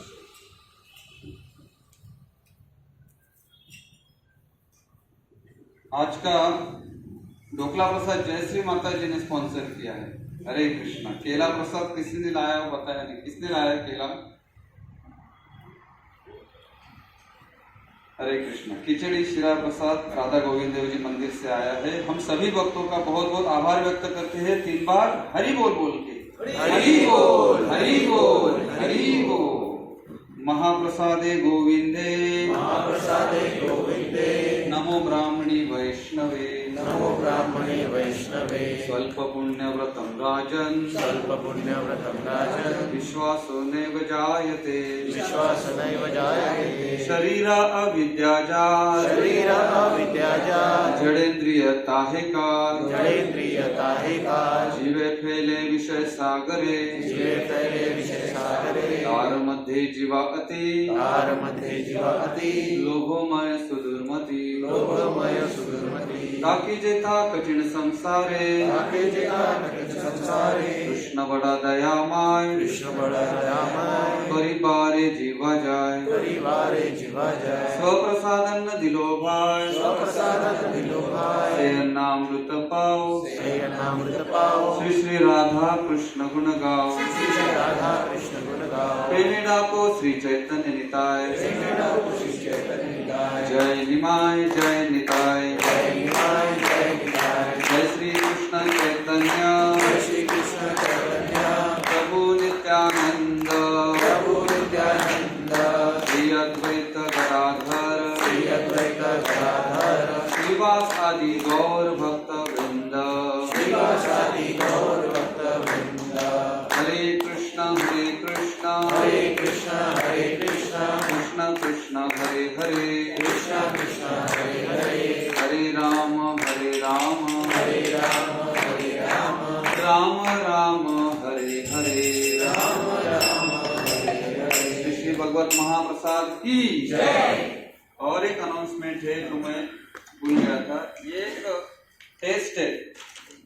अपना जो आध्यात्मिक जीवन है इसमें ये जो भगवत गीता से लिए हुए 10 कितने 12 सवाल है। तो हमारे हरीश प्रभु जी ने ये खास हम सबके लिए लाए हैं, ये स्पिरिचुअल क्वेश्चनरी है। तो ये आप सब लेके जाइए एक एक पेज, और ये बाद में हमें लाके दीजिए नेक्स्ट लेक्चर में। तो इससे हमें पता चलेगा कि भगवत गीता में क्या क्या आंसर दिए थे। तो कृपा करके आप एक एक लेके जाइए। हरे कृष्णा। हरे कृष्ण।